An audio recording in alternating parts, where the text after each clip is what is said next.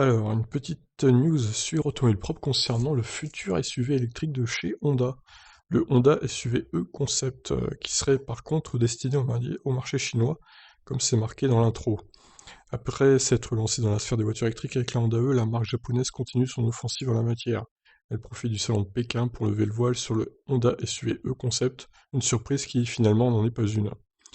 À l'instar de nombreux autres constructeurs, la marque OH cède au chant des sirènes et au potentiel commercial que représente le segment des SUV électriques, notamment en Chine où Honda a décidé de présenter son nouveau concept qui donnera naissance à un modèle de série proposé dans l'empire du milieu. Le Honda SUV E Concept adopte une identité visuelle inédite qui tranche avec les attachantes rondeurs de la petite citadine électrique.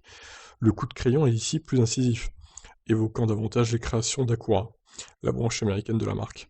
Les codes stylistiques actuels ne sont pas oubliés, avec une hauteur de caisse généreuse, un long capot et un pavillon fuyant. En revanche, la configuration 3 portes ne devrait pas survivre au passage en production.